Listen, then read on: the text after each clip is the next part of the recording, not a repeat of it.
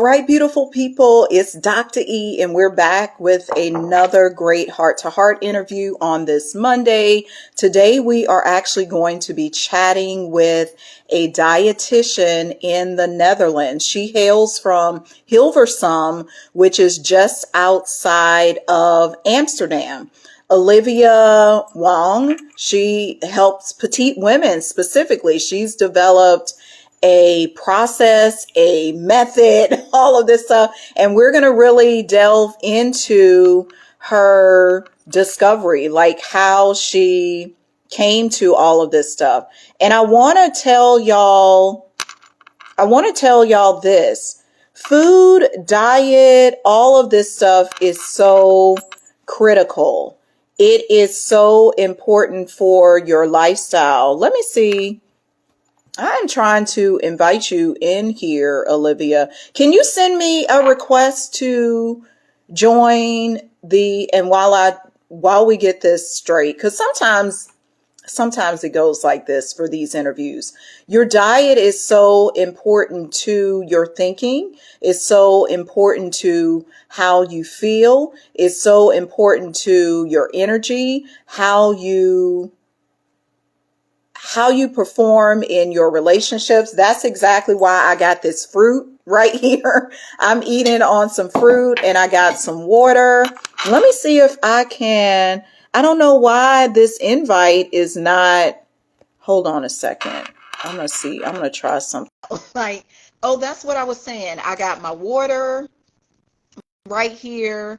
I got everything that I need. And that's what you have to do too. You have to make a decision to change your diet.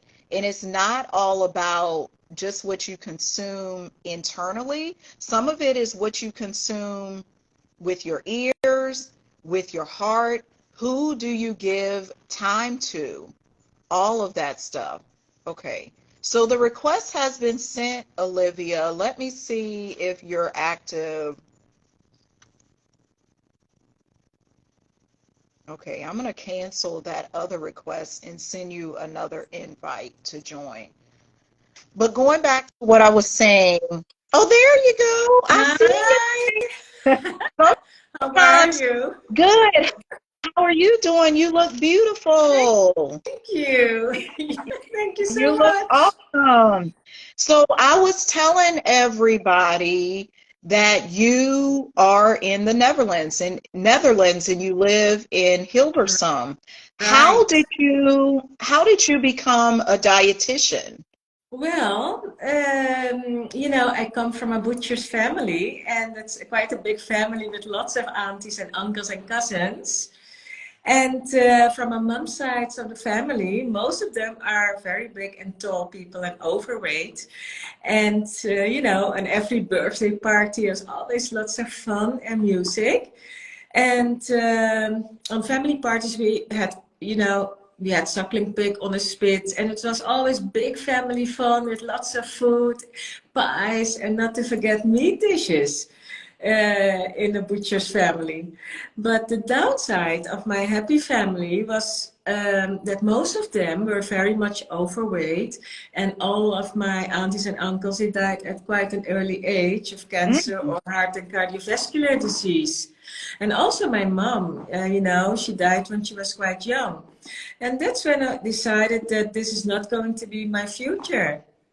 So this is not where I want to go. So more or less 20 years ago, I started my niche in my profession as a dietitian, and that was focusing on a healthy weight and helping people to lose weight. And before that, I used to work with all kind of diseases like diabetes, IBS, or kidney problems, and also used to be a dialysis dietitian for years. Mm. Um, I'm also a pediatric dietitian for kids who are overweight. So overweight problems is really my thing to help my clients to help you. And especially when overweight causes physical problems and insecurity, you notice it in almost every aspect of your daily life. So that's how I became a dietitian. That is wonderful. So you described you wanting to really change your lifestyle from what you saw in your family. Now, over time, you made a discovery about petite women and their Yeah. hormones and their health. Can you give some more details about this discovery? You know, I have been a dietitian now for 33 years, and more or less about 10 years ago, I noticed that a certain group of women always came to me with the same question and comment, Mm. and this comment was, you know, very remarkable because they all said, "I eat so little, Olivia, and I really don't eat much, and I'm getting heavier." And in the beginning, I really thought, you know, I was really laughing inside my head. I said, yeah, you must be eating too much. That's what I thought, you know. But when I looked at their food diary, they really didn't eat that much. And I thought, what's going on here?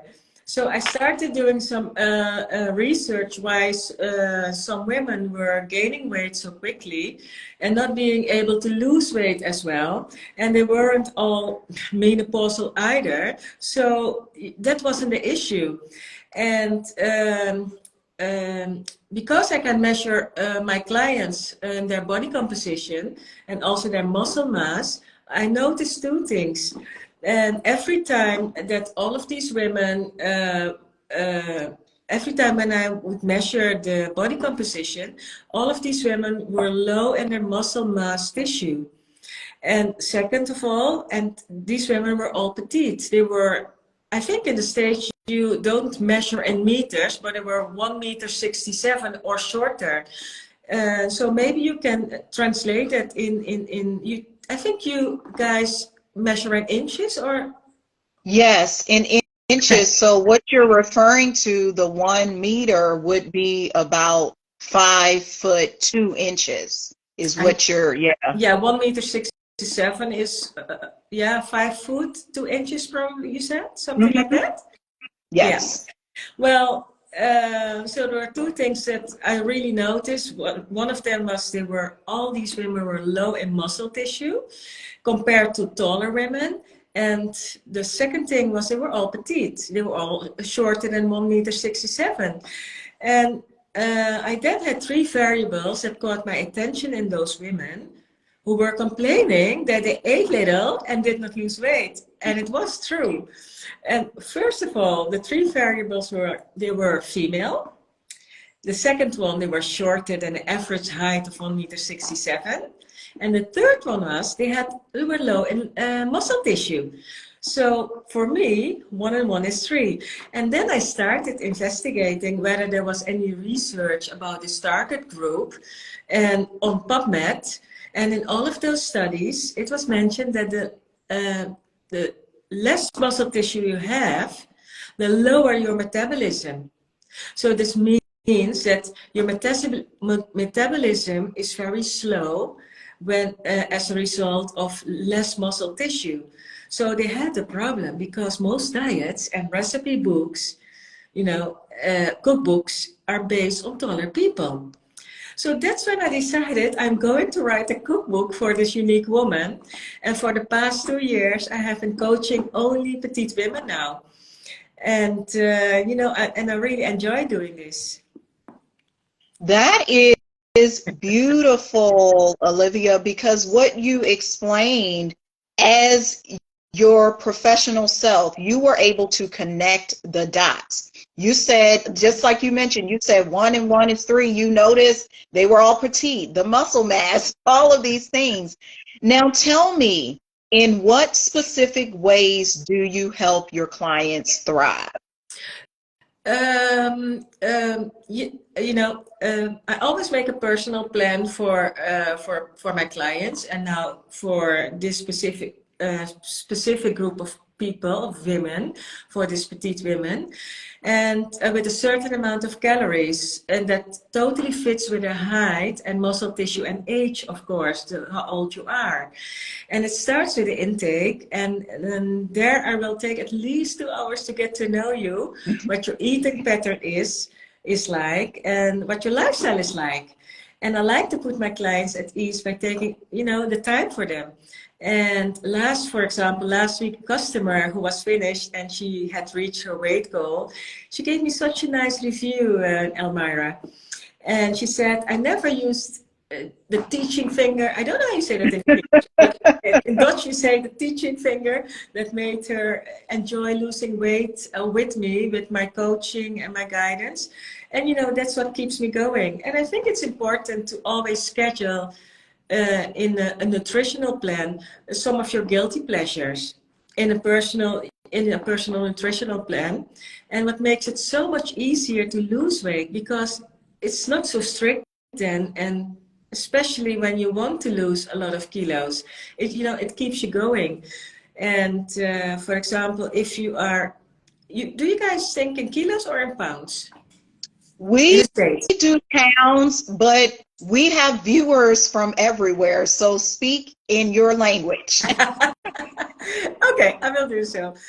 For example, if you want to lose 8 kilos or more as a petite woman, it will take you months to lose them. But of course, the good news is you can lose weight, but the sad news is it will take you quite a lot of time.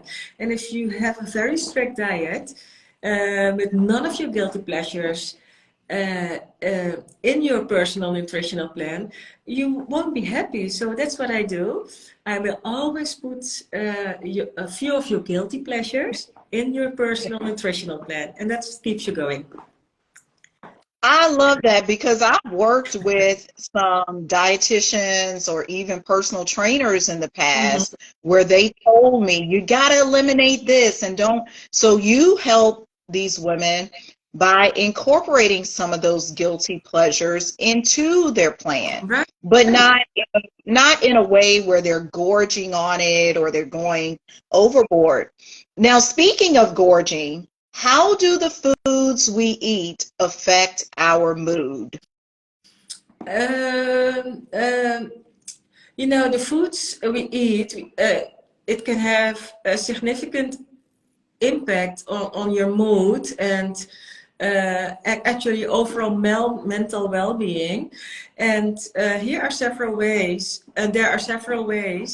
in which the foods we eat can affect this our mood. And for example, protein-rich food like chicken and dairy products, it has that amino acid in it, like it's called tryptophan. I think, yeah, that's also the word in English. Tryptophan. Yeah, it is. Yes. It's an amino acid, and it helps you to produce serotonin, and everybody knows this is the luck hormone, and it's so important. And for example, if you have a vegetarian who doesn't eat meat, there's also tryptophan in how do you say that? Plantaardig eiwit. Protein food from vegetables. Is that so? Yeah? That's exactly right. Yeah, yes. Yeah, correct, in English. And so there's also tryptophan in products that are from vegetables. Yeah. And also try not to have big fluctuations of blood sugar levels, because if you have rapid spikes and crashes in blood sugar levels, you know, it can lead to mood swings and irritation, and you feel tired very quickly. And you can prevent this by not eating refined carbohydrates and sugars like white bread or sweets or donuts or cookies or lemonade or other sugary drinks. So try to have not the refined type of carbohydrates, and try to have whole grain products like whole grains, like whole wheat bread, fruit, vegetables, to help your energy levels to be more consistent, and that it's not going like spiky blood sugar levels. And also a third one is certain nutrients like vitamin B and folate, like vitamin B12 and magnesium and omega-3 fatty acids and vitamin D, have been associated with an increased risk of depression and other mental health conditions. So all over, try to have a balanced diet, that you have all the nutrients and in your nutritional plan. So it will keep you away from the mood swings and have a good mental health. Well, you all heard it right here on Heart to Heart. Yeah. If you're feeling like this with your moods, it's because your nutrition is off. You're getting too much sugar, or you're not getting enough B vitamins, all of this stuff. This type of roller coaster leads you to the mood swing. So get with someone like Olivia, and look at, are you in balance? Are you off course? Where are you off course? I want to know this. What is the most unique case you've had to deal with, and how did you resolve it with one of your clients? Well, that's a very funny question. Well, I had 2 kids with a BMI. I think you guys in the States also use the BMI. We do. A BMI of 50 kids. They were teenagers. They were 11 and 13. There were 2 brothers. Actually, I did not solve the case. Unfortunately, they had to lose quite a lot of weight, and the pediatrician referred them to me. But the mom did not want them to lose weight because of the culture. It is okay for boys to be overweight. So, you know, after a while, actually, I gave up and stopped coaching them, because for me, there was no way of solving this case. But I had quite a lot of course, quite a lot in all those years, a lot of cases. And also a very interesting case is a man. He lost 40 kilos, and I've been guiding him for maybe 10 years now, and he is maintaining his weight. He wants to come back every year, 2 or 3 times a year, to maintain his weight. So that's what keeps me going, you know, with the good results. That's fascinating, and I think it's important to note, particularly with your work, and we have a lot of other healers who watch this show. Sometimes we can get discouraged, but because we're like, I didn't solve the case, but you help those 2 boys you spoke about. You help them in some way, even though it may not have turned out the way you had planned or even they planned, you still assisted them. Now, yeah. And I can tell, this is my second time meeting you, and of course we're like connected on social media. You have like a really joyful, happy life. Was this always the case for you, or did you have to overcome some obstacles to get here? Well, you know, as a kid, I was always a happy kid. I was always sitting in one of the big trees in our garden, reading a book, or I was playing with my dogs. And we had lots of dogs and animals. And with my rabbit, I had a big Flemish rabbit. and I always have been a happy child and person, and still am. My parents used to say to me, whenever something is bothering you, solve it. And if you cannot solve it, try to make it better and accept it, you know, the way it is. But there was quite a difficult time in my life when I was expecting with my first child, and my mom died in that period of breast cancer, and it made quite a really big impression on me and what I wanted in my life and what I don't want in my life. And again, I thought, I don't want to walk the same path as my aunties and my mom with lots of overweight and all the illnesses that are in relation with overweight. So that is when I decided to only treat clients, that was 20 years ago, who are overweight, to help them to prevent, you know, all those horrible diseases that are linked with overweight, like cancer. And but I've always been a very happy person, dancing, laughing, you know. But my life is boring, actually. No, it's not. You might think it's boring because this is you, but to other people, you are living a joyful, happy life. Like you said, you dance, you make sure you do these things, you're eating phenomenal food, all of this stuff. Yeah, well, I try to be good. Well, you are the premier dietitian, so people they come to you for that guidance. But one of the things I've even found as a self-care coach, I'm even I need to work on my self-care. Even though I've mastered some portions of it, it's my journey and my mistakes and my failures which help my clients. Sorry, I don't understand your question. Oh, that's okay. I was just making a statement. It really wasn't a Oh, question. sorry. Okay, that's good. I thought, is it a Yeah, question or a statement? Okay, then I understood yeah, you. it was more of a statement. And as we wrap up, Olivia, tell everybody how they can work with you. How do they get in contact with you? You can always reach out to me if you have a question about weight loss. You can send me a direct message via Instagram, and I'm always happy to help you. If you want to reach out to me via my website, the website is called dietplus.nl, and so you can always get in contact with me if you need me about weight loss. Right, right. So you all heard it here on Heart to Heart. Make sure you reach out to Olivia. Her website is dietplus.nl, N as in Nancy, L as in Larry. She is based in the Netherlands, so I know there are some viewers all over the world. She's bilingual, so she speaks so she can help you.